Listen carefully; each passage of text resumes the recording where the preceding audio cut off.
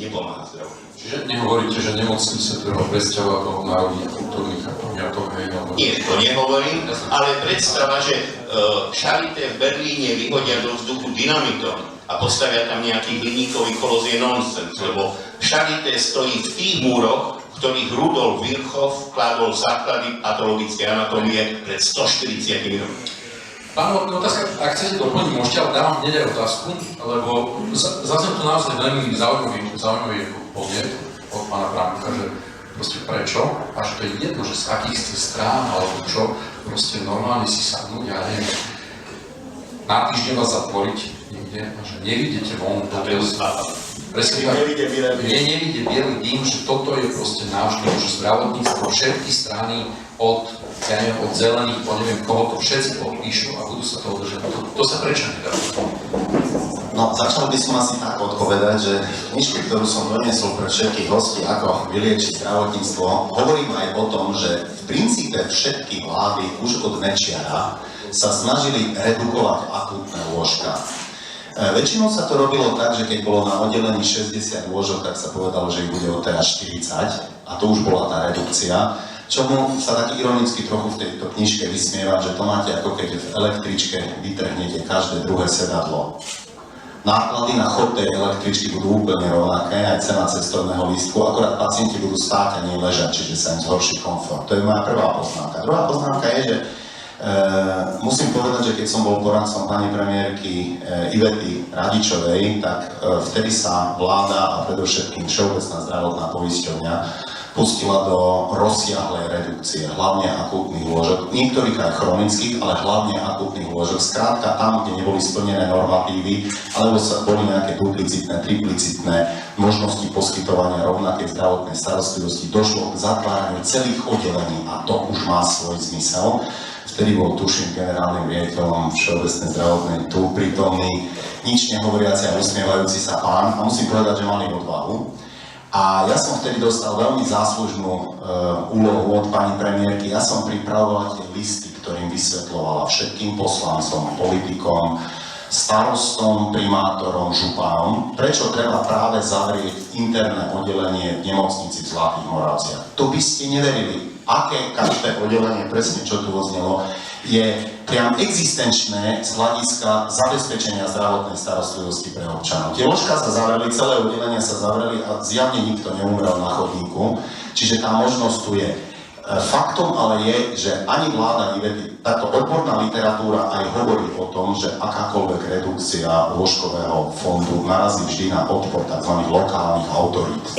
To je úplne logické. Úprimne poviem, Smer mal teraz jedinečnú možnosť, pretože mal 83 Pokémonov, ktorí tlačili tak, ako ukázala pani Lašáková, a vládli ako jedna strana. Mohli urobiť najnádhernejšiu redukciu lôžkového fondu na svete, miesto toho sa venovali vytváraniu jednej zdravotnej poisťovne. Čiže zhrnuté a počiarknuté, my potrebujeme možno zatvárať celé nemocnice, aby ste mi rozumeli. Tie priestory sú potrebné na zdravotnú sociálnu starostlivosť. V Košiciach sa dostať na geriatrické lôžko alebo do domov šetrovateľskej starostlivosti alebo do hospicu je skoro nemožné. Ale to sú takisto náklady, nie? Udržiavanie. Určite áno, ale tu už by som v väčšej miere zapájal aj sociálny systém, aj samosprávu, aj štát. Ale nie je to len zase akože prelievanie tých istých peňazí? No ale my stárneme na Slovensku, budeme stále starší a budeme mať stále väčší dopyt na zdravotnú a sociálnu starostlivosť. Čiže tak ako sa to posledné by som vynechal, to už nie je v zdravotníctve, iba obhliadka mŕtvého, týmto končí u nás.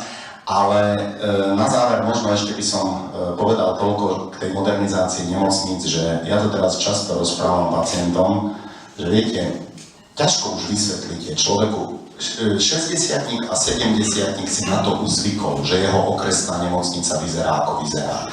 Ale mne, a možno ešte 30-tníkovi alebo 50-tníkovi, ťažko vysvetlíte, že ráno zajdem do Orangeu a tam ma čaká jedna veľmi pekná predajňa s klimatizáciou, sympaticky dobre oblečená mladá žena, ktorá obslúži potrebu, ktorú mám so zvýšením SMS-iek. Potom idem do banky, tam to vyzerá rovnako, potom sa zastavím v hypermarkete aj tam a potom vojdem do okresnej nemocnici a som v 76.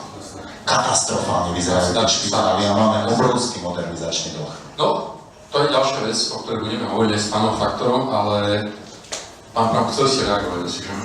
Veľmi rýchlo k tým chronickým pacientom a chronickým lôžkam, tak fakticky v súčasnosti na tých akútnych lôžkach sú častokrát aj chronickí pacienti, ktorých nemáte kde dať.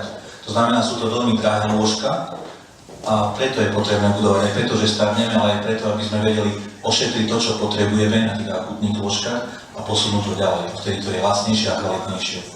Ale neodpovedali ste mi, možno pán Faktor mi bude vedieť povedať, lebo robili ste s rôznymi politikmi z rôznych strán. Tak ako to je, že lebo v normálnej logickej úvahe predsa nemôže byť v záujme žiadneho politika, aby mal akože zlé nefunkčné zdravotníctvo. Tak prečo sme tento stav dosiahli? Pán Faktor, s čím oni za vami napríklad chodili do všeobecnej zdravotnej? Tie zmeny, ktoré urobíme, prinesú pozitívny efekt, s ktorým by sa mohol politik chváliť za 4 až 5 rokov a preto to pre mňa nie je zaujímavé. Prvá poznámka. K tomu, čo ako môj názor na optimalizáciu lôžkového fondu povedal William, pretože všetci ministri o tom hovorili, počuli Ivanom Valantovičom, ale spravili sme to až my a to, čo všetko s tým je spojené, ako veľa kritiky, veľa nespokojnosti, lokál patriotov a tak ďalej. Ten hlavný argument, že pokiaľ tí obyvateľia okresného mesta už nebudú mať v rodnom liste akože miesto narodenia, to svoje okresné mesto, je to akože fakt problém. Ale ja by som sa predsa len bol o tom financovaní a zdroji, môžem pár poznámok, lebo nie celkom súhlasím, že či je alebo nie je dosť zdrojov peňazí. V tej prvej časti sa zhodnem s pánom poslancom Suským v tom, že tie peniaze, ktoré sú k dispozícii, musia byť míňané efektívne. A keď je to také zaklínadlo, také slovíčko, ktorému nerozumieme, tak konkrétne každá krajina, ktorá zaviedla elektronizáciu, reportuje zníženie nákladov v časti lieky a svalzy o 10%. Čiže úplne konkrétne peniaze. Aj to, čo bolo spomenuté, že tretina liekov je predpisovaných zbytočne, nie sú to miliardy, je to 270 miliónov eur. 270 miliónov eur a zároveň platí, že ročne vyhadzujeme 100 tón liekov, len tie, ktoré si poctivý pacient splní tú povinnosť a zvyšné balenie odniesie do lekárne a to sa zberá, tak ročne je to 100 tón. S tým neviem sa čo robiť. Ja som sa pretože som vždy chcel opýtať, že či sa nerobí tak, ako v zlých reštauráciách, že... Prebaliť? Že Nie. Pondelok, teda štvrtok a v piatok máme menučko, hej? Akože... Nie, oni sa akože v nejakom režime likvidujú. Čiže poviem, že to je prvá poznámka, že sú už úplne konkrétne skúsenosti, kde sa dajú dosiahnuť konkrétne peniaze. A zase opäť moja osobná skúsenosť, súkromný sektor dokáže spraviť elektronizáciu receptu za rok a 3 milióny eur. To sme spravili, je konkrétna skúsenosť na Slovensku, podarilo sa to cez webové služby, kto ste v IT svete doma, funguje to, 50% receptov je elektronický. A benchmark, keď takýto projekt riadi štát, stal 50 miliónov eur, robí sa 10 rokov a v elektronickej forme nie je žiadny recept. To je prvá poznámka. Druhá poznámka, že či tých peňazí je alebo nie je, a to je základ celého zdravotného systému. Pokiaľ my máme v zákone napísané, že každý z nás máme nárok na diagnostiku a liečbu všetkých prioritných diagnóz, to sú všetky diagnózy, tak nemôže byť na to dostatok peňazí a takéto tvrdenie, že všetko uhradíme, ale zdroje sú obmedzené, čiže politik je v takomto, ten ľavicový politik je akože safe, že ja hovorím pekné a ľúbivé veci a on tým pádom je vybavený. Ale takýmto tvrdením vyrába v systéme dva zásadné konflikty. Prvý medzi lekárom a poisťovňou, druhý medzi lekárom a pacientom. A je to hrozný alibizmus zo strany politika, že ja si poviem niečo, čo je politické a ľúbivé a vy sa tam dole vysporiadajte s tým nesúladom medzi potrebou a zdrojmi. Ale teraz operatívna, úplne konkrétna vec, že či je tých peňazí dosť alebo nie je dosť, ja predsa len teda v číslach. Minulý rok bola sadzba poistencov za 4,44, tento rok je 4,3. historicky je pokles platby za poistenca štátu a zároveň sociálne balíčky, poviem dva, odvodová odpočítateľná položka, ľúbivo, ľudia s nízkymi príjmami nebudete platiť zdravotné odvody. V zdravotníctve mínus 180 miliónov eur. Druhý sociálny balíček, všetkým deťom a v týchto vekových kategóriách budeme vrácať doplatky za lieky. 12 miliónov eur. Nefungujúci e-health, ten štátny, tak ale jeho prevádzku treba platiť a jeho prevádzka stojí, prevádzka niečoho, čo nikto nevidel z lekárov a z pacientov nevidel, okrem teda aj tých firiem, tieto hádam niečo videli, ale v reálnom živote nič nie je, stojí 16 miliónov eur. Tak ja si tu dovolím pred všetkými povedať, že v polovici roku 2016 bude na stole problém, ktorý bude mať dve riešenia. Poprvé, plošné katovanie cien 10%, čiže obmedzovanie úhrad pre poskytovateľov, hovorím to aj pre ANS-kov, aj pre všetkými, kto ste zo zdravotníctva, buď sa bude plošne katovať ceny a finančné objemy, alebo sa zvýši percento za poistencov štátu na 4,6%. Toto sú úplne konkrétne čísla. Napriek tomu, že budeme zvyšovať efektívnosť, napriek tomu, že nebudú kauzy, alebo bude sa zvyšovať hospodárnosť nakladania s tými zdrojmi, tak v polovici roku 2016 budeme musieť navyšovať sadzbu za poistencov štátu. Ale čo je problém? Pre každého, kto hospodári zodpovedne, on potrebuje nejakú stabilitu a predvídateľnosť, aby vedel, čo v tom roku čaká. V roku 2012 sa navyšovalo percento za poistencov štátu uprostred roka. V roku 2015 rokov. Tak. A ešte predsa len dovysvetlím, že prečo nie je zhoda. Nie je to kumšt a nie je to ani čudo. Zoberte si, že všetci, v tejto miestnosti všetci, ja si dovolím povedať, že v zásade aj v inom fóre všetci vedia, že elektronizácia áno. Ale keď ju robí štát, robí ju 10 rokov, stála 50 miliónov eur a nespravili ju. Čiže to chcem povedať, že tie zmeny sú náročné, keď ich robí štát ešte náročnejšie a presahujú jedno volebné obdobie. Čiže keď zoberiem, ako funguje zdravotníctvo, zavedieme výmenné listky, zrušíme výmenné listky. Zadlžíme nemocnice, odložíme nemocnice. Zakážeme zisk, dovolíme zisk. A chýba zhoda a nieraz pri nejakých debatách, že to je veľmi naivné si myslieť, že sa dá nájsť politická zhoda. Že skôr je to o tom leadershipe, že musí byť niekto na čele a presadiť tú zmenu navzdory všetkým a nečakať na nejakú zhodu. Nie je to môj názor a doplní pána poslanca Osuského, liberálna strana a tých politikov, aby už neotáčali to kormidlo o 180 stupňov. Čiže dobrá, je to skôr ľavicové, pravicové, ale vždy v rámci toho ihriska, aby sa tá loď neotáčala o 180 stupňov. Aby sme stále netraumatizovali s tým, že jedna poisťovňa, viac poisťovní, výmenné listky, čiže na tých kruciálnych veciach nech je zhoda, aby to smerovalo. A idem ešte k tomu, čo ste povedali, osobná zodpovednosť. Ja sa predsa len k tomu chcem vrátiť, že sme 5 miliónové Slovensko. Netreba vymýšľať nič nové, ale skôr ísť pre tie skúsenosti do zahraničia. A tak, ako bolo povedané, behaviorálna ekonómia už zadefinovala, že keď tomu človeku pohrozíte prstom, alebo poviete, že ako fajčenie škodí, alebo že ten cukrovkár by nemal jesť tie kremeše, je to málo a musí tam byť ten finančný moment, ten finančný bonus. A v zásade v Európe sú odskúšané 3. V Nemecku ten zodpovedný pacient má odpustené doplatky v tom zdravotníctve. Potom Dobrý pacient. Ten pacient, ktorý dodržiava liečebný režim, chodí pravidelne na kontroly, stráži si glikovaný hemoglobín a tak ďalej. Čiže má odpustené poplatky. Potom sú to kreditové systémy, čiže ten pacient si zberá kredity za to, že prišiel pravidelne na kontrolu, že schudol, že má dobrý glikovaný hemoglobín, že prestal fajčiť, kredity, ktoré míňa akože zľava na kúpele, v lekárni, vitamíny a tak ďalej. A ten najsofistikovanejší a najlepší je znížená sadzba poistného. To, čo začal pán kolega Osuský, že na to potrebujeme zmeniť ten poistný systém, aby časť príjmu bola z odvodov a časť, lebo tá, čo je z odvodov, je predmetom tej solidarity. A tá časť, to nominálne poistné, tá konkrétna suma môže byť vyššia alebo nižšia podľa toho, ako je človek zodpovedný vlastnému zdraviu. Takže k tomuto musíme dospieť. Ale toto je proste vec, na ktoré by sa mali dohodnúť všetci politici. Akože jasné, že to je úplne jedno, že čo si myslia. Nesúhlasím s tým.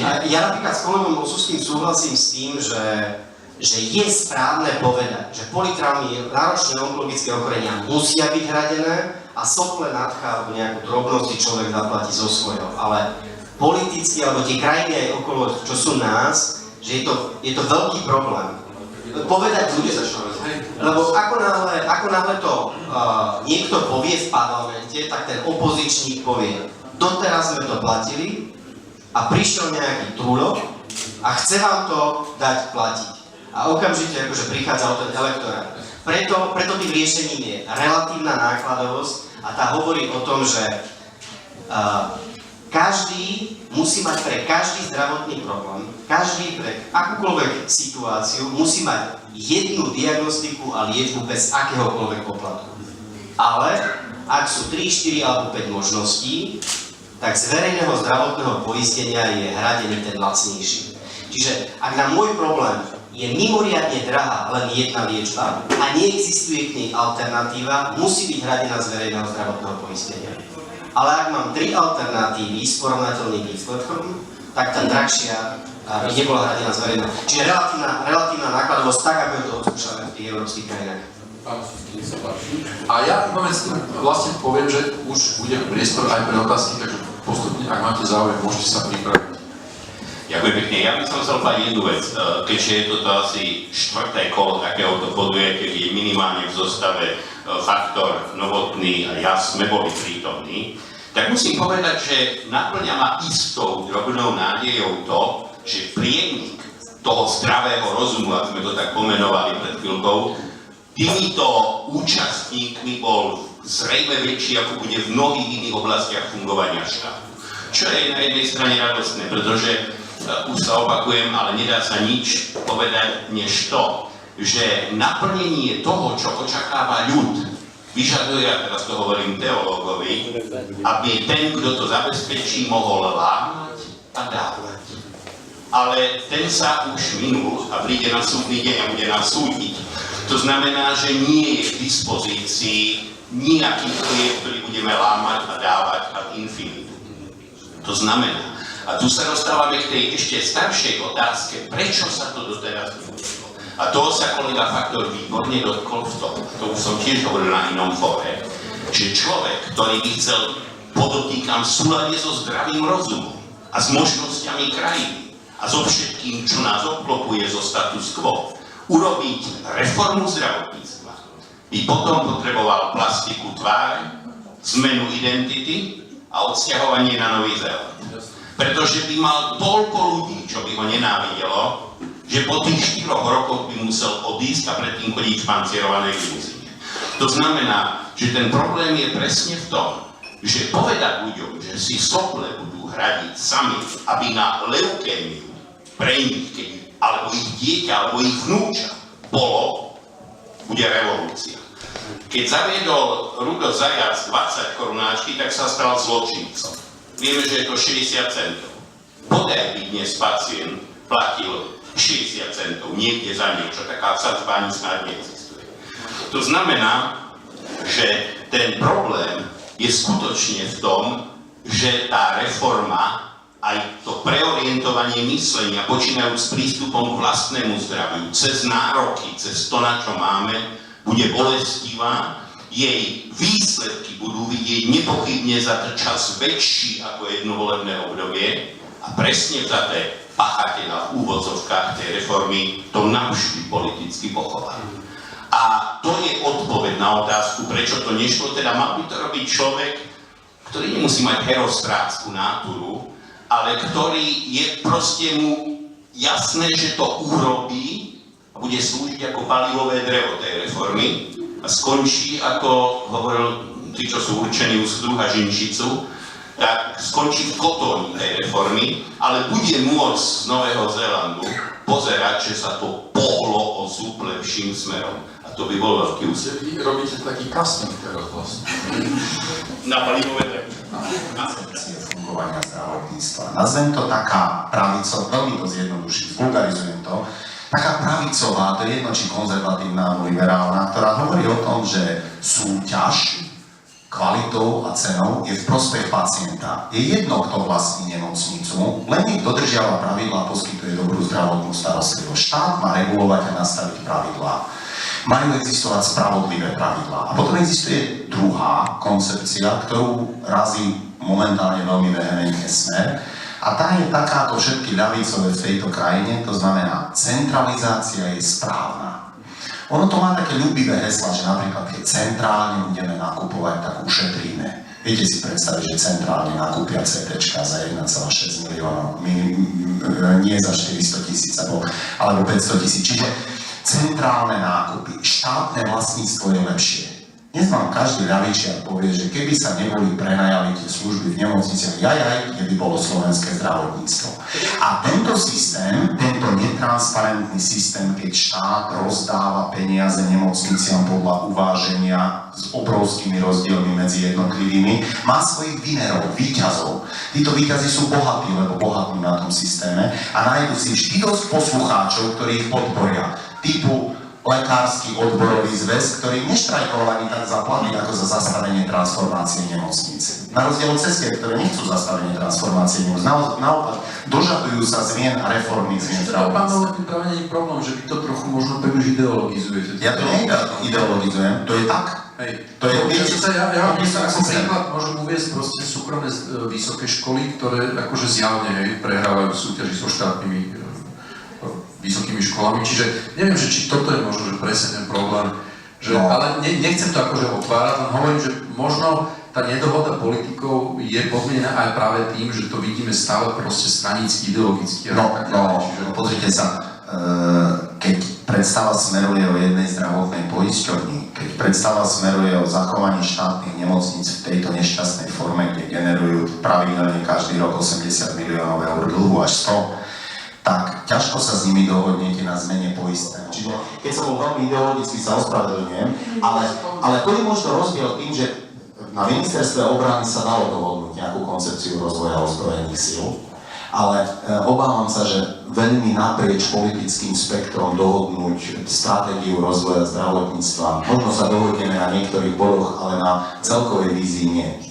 Ja už teraz akože vyzývam, že nech sa páči, ak máte otázky, môžete sa už pomačky prihlásiť na faktor, nech sa páči. Ešte jednu poznámku k tej dohode. Ja to vidím tak, že buď k tej dohode dôjde, čo je lepší scenár, pretože ten pohár trpezlivosti raz pretečie. A už pretiekol v prípade lekárov štrajk 2012. V prípade sestríčiek pretiekol teraz. Ale ak budeme ignorovať, že kvapká do pohára trpezlivosti pre pacienta, tak nepríde kvôli tomu, že CT-čko v Piešťanoch, čo bolo naposledy, ale to, čo ako taká veľká surfová vlna teraz vzniká, možno to niektorí poznáte, sú inovatívne lieky. Pacienti sa nedostávajú úhradám novým liekom. A pokiaľ tá politika bude súťažiť v zdravotníctve, akože politický boj, za 20 korún, podvod na slovenskom národe, 60 centov, ale dobre to znie, rímuje sa to, je to aplauzibilné, ľudia to dobre počúvajú, je to krátka veta. 20 korún zajacových je zlo.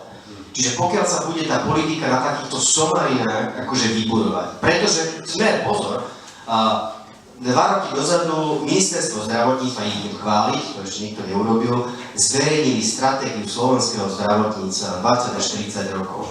A ja sa na 80% s nimi zhodnem, že to, čo dali do tej stratégie, ale pravdou je, že nenaplnili z toho nič za 4 roky. Čiže urobili si dobrú stratégiu a vôbec ju nenaplnili. Čiže čo je pre toho politika to riziko? Čiže on dnes, ten územčistý, ten, že pozerá tak na tie 2-3 roky dopredu, si hovorí, idem bojovať s tou zmenou, že likvidujú slovenských pacientov. A pokiaľ im nedocvakne to, že pozor, ale pretečie pohár trpezlivosti toho slovenského pacienta, tak toto donúti.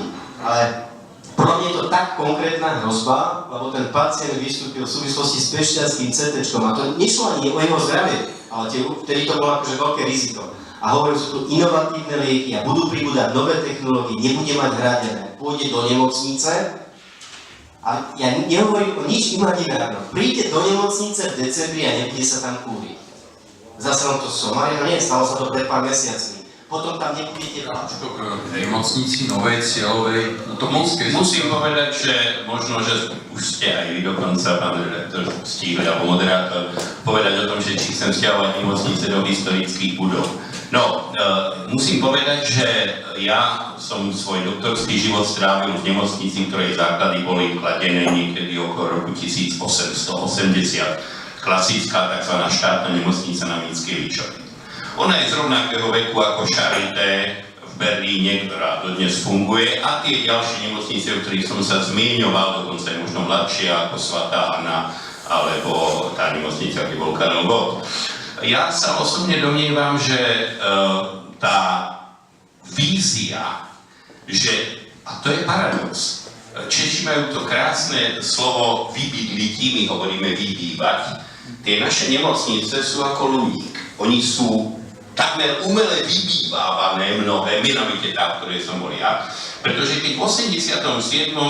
môj primár, súdruh primár bol poklepať ten základný kameň na Rasochách, tak som mu ja vtedy, žiaľ Bohu, ako zlý prorok, ale často je môjim osudom prinášať Jobové zvesti, povedal, no, neviem, jak ja, ale neviem, či sa vy tej nemocnice dožijete. Zomrel na klinike, bol som ten, ktorý bol prvý v tej chvíli, keď sa mu to stalo pri ňom. A nie, že by som na to v tej chvíli myslel, ale tá nemocnica bola naprojektovaná, boli vykúpené súkromné pozemky vo verejnom záujme a jej torzo tam stojí ako hirošímsky chrám atomovej bomby. To znamená, že ja sa jednoducho domnievam, že cesta nemusí bezpodmienečne viesť k novostavbám, na základe ktorej necháme fungujúcu nemocnicu sa vybydliť, že do nej nič neinvestujeme, že keď sa pokazí výťah, tak tu prítomná moja manželka zažila moment, ako urastený záchranár v červenej kombinéze nesie babku na prvú internú, to je zvýšené prvé poschodie, na chrbte ako na drndy. Ja keď som bol malý, tak ma občas starý otec nosil na drndy, ruky okolo krku som mu mal a cez lakte viseli moje kolená. Takto niesol babku. Prečo? Pretože tá nemocnica tvorí dlhy. Tá nemocnica nezaplatila od apríla firme, ktorá opravuje výťahy, a tá firma celkom rozumne povedala, ak nám nezaplatíte aprílovú opravu, my 123 pozmeňovacích návrhov k dokumentu, ktorý nemal v tom čase ani 6 rokov. Americká ústava má pod 30 dodatkov za 250 rokov. Ale chcem teda povedať, že z nich asi 30 neprešlo. Jeden z tých, ktorý som žiadal ja, aby ústava, základný zákon prestala klamať a prestala ľuďom tvrdiť, že majú bezplatne nárok na všetko. Lebo to, že ho nemajú, vidia okamžite, ako potrebujú nejakú zdravotnú záležitosť, pretože zistia, čo všetko nie je bezplatné. Ale hlavne dojdeme do situácie, keď sa budeme možno musieť rozhodnúť, či sa všetci poskladáme nešťastníkovi medzi nami, ktorý dostane leukémiu a bude potrebovať transplantáciu drene a strašne drahú terapiu, na ktorú by málo kto, až na pár oligarchov, mal. A zároveň si radšej všetci zaplatíme angínu a jej liečbu, v nádeji, že my tú leukémiu potrebovať tie peniaze nebudeme. Alebo dojdeme do situácie, že síce bude angína hradená každému, ale leukémia bude hradená tomu, kto si ju uhradí. Pretože na všetko naraz nebude. To si musíme urobiť. A my žijeme o 5 rokov dlhšie, ako sme žili. A v roku 2050 napriek všetkému budeme možno žiť s pokrokom medicíny a zlepšením zdravotníctva o 10 rokov dlhšie, ako sme žili. Ale tých 10 rokov budeme žiť vo veku medzi 75 a 85. Keď je prirodzené, že máme veľa chorób. Že máme viacej chorób, ako keď sme mali 35. Že potrebujeme viacej starostlivosti, viacej liekov, viacej väčších výkonov.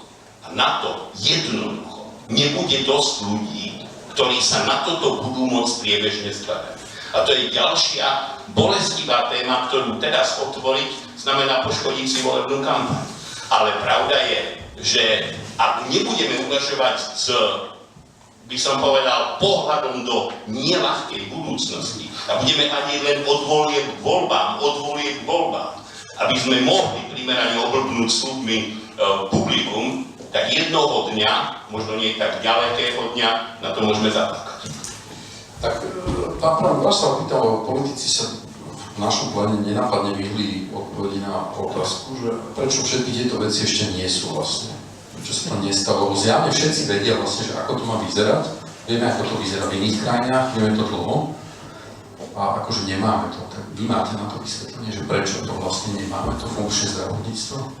No, je to záhada, keď takto sledujem, že vlastne všetci vieme, čo treba, ale myslím si, že je to o tej vôli a schopnosti komunikovať a hlavne o tom, niekto musí byť lídrom a niekto musí určovať tie trendy a niekto musí sa snažiť ten systém nastaviť a väčšinou je to ten, ktorý drží to ministerstvo a je to ten, ktorý vlastne má tú zodpovednosť. To je jedna vláda, či je to jedna strana, 5 strán, ale niekto tú zodpovednosť musí mať a musí tým lídrom byť. Takže si myslím, že veľa z vecí, ktoré sa my snažíme, nechcem to trajvovať, ale ktoré sa snažíme robiť v rámci asociácie nemocníc, ako je napríklad, začali sme svojpomocne v rámci našich nemocníc, máme ošetrovateľské štandardy, robíme na diagnosticko-terapeutických štandardoch. To je niečo, čo každý hovorí, že potrebujeme. Tu sa hovorí už 20 rokov, že to potrebujeme. Aj Slovenská lekárska komora, SLS, všetci potrebujeme, ale ešte nikto nezačal poriadne to robiť.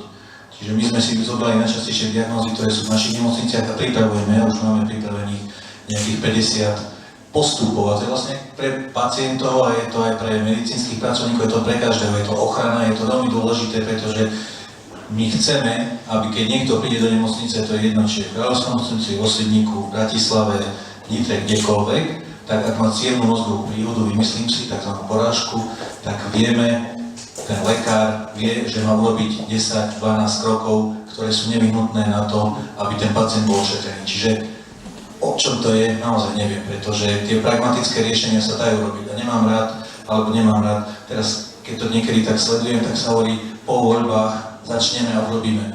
Ale ten priestor je, my na ňom robíme teraz. Ale možno práve preto, že sme pragmatickí a praktickí. Pán Novotný a faktor. Tak ja dám veľmi presnú odpoveď na vašu otázku, prečo to politici neurobili. Tak naposledy, keď politici niečo naozaj robili so zdravotníctvom, sa písal rok 2005, keď bola urobená reforma zdravotníctva. Potom tu bol 4 roky Fico prvýkrát v koalícii s HZDS a SNS a riešili sa iné závažné problémy a nie teda zdravotníctvo, typu nástenkové tendre a mohol by som pokračovať. Potom prišla na chvíľu vláda Ivety Radičovej, kde nám bolo tiež úplne jasné, myslím aj Marianovi Faktorovi, aj mne, aj Ivanovi Huliarikovi, čo chceme robiť. Bola pripravená transformácia nemocnicu, robil sa poriadok v liekovej politike, veľká redukcia lôžkového fondu a mohol by som pokračovať ďalej. Ale skôr ako sme sa nadýchli, už tá vláda nebola, skôr ako sme niečo naozaj reálne, rukolapne urobili s výnimkou liekov, veľa vecí bolo viac menej len pripravovaných.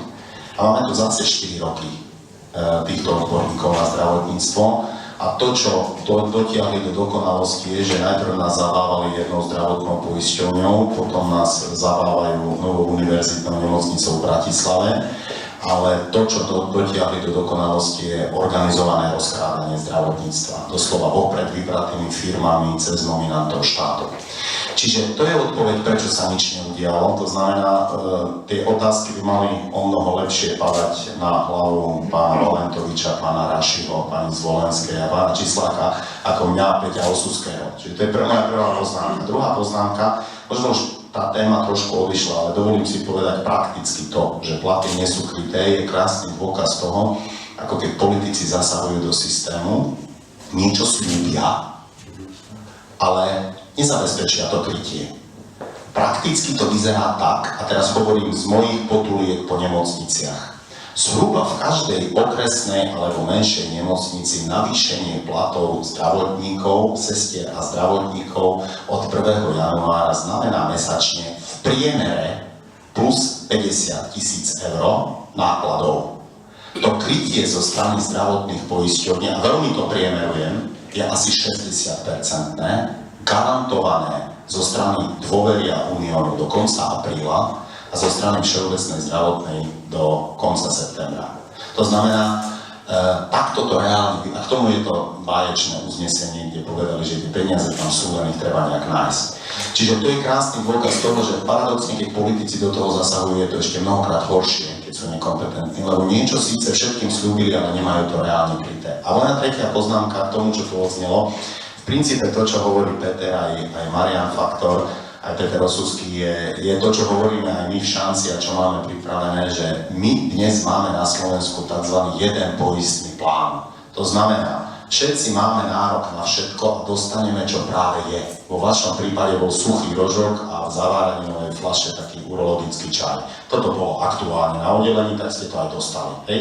Posteľ ste mali podobnú. Že mohol som mať väčšie šťastie. Mohli ste mať väčšie šťastie, vezme v inej nemocnici, keby ste trafili šťastnejší deň a práve by sa uvoľnila nejaká dvojka izba so sprchou, tak by ste tam boli, teraz ste boli na šestke a záchod bol na konci chodby. Smol. No. Čiže to je realita slovenského zdravotníctva a ja možno nie som až tak radikálny ako Peter, ale to, čo vieme reálne urobiť, je, že za tie isté peniaze, ako dnes platíme do zdravotného poistenia, by sme si mohli vybrať náš poistný produkt. Mohli by sme si vybrať to, čo chceme od zdravotníctva. To je jasné, že celá onkológia, akútna zdravotná starostlivosť, úrazy, traumatológia musia byť kryté, lebo o tom je solidarita. Zase nepoďme do Spojených štátov, lebo oni zavádzajú poistný systém, my ho tu máme 150 rokov. Ale to, čo si vieme vybrať, je napríklad, či chceme toľko doplácať za lieky. Vy poviete, že áno, a chcete tie najlepšie, vy nemáte problém doplatiť. Babička povie, že radšej bude mať generika, ale čo najnižšie doplatky. Je otázne, či všetci potrebujeme mať nárok na kúpeľnú starostlivosť. Ja žijú do kúpeľov nepôjdem, lebo na to nemám čas. Čo stomatológia? Niekto ju chce mať krytú, niekto nie. A od toho by sa mohla odvíjať tá výberová časť poistného.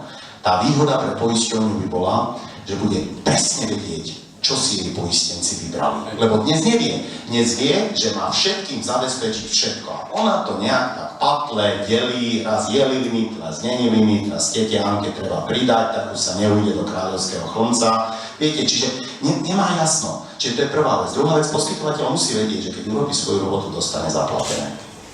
A to dnes nevie. Ale viete, že pán Novotný, preruším vás, lebo toto je zase ďalšia z tých vecí, ktorú nemáme, hej? A to treba urobiť. To je ale to budúcnosť. už je dosť veľa, nie? Za tento vec. Nie, to je stále to isté. Veci, že...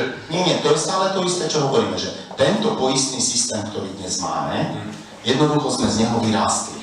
Tento poistný systém bol... Čiže poistný systém, sieť nemocníc, Určite. elektronizácia, Áno. utekáme proste za DRG, áno, pretože veľmi meškáme. proste, vy ste to spomenuli, modernizácia a vôbec môže aj taký holistický prístup, že čo je dnes nemocnica, že už to nie je len miesto, kde ideme za trest, lebo sme ochorení, ale je to miesto, kde by sme mali byť plnohodnotne hospitalizovaní.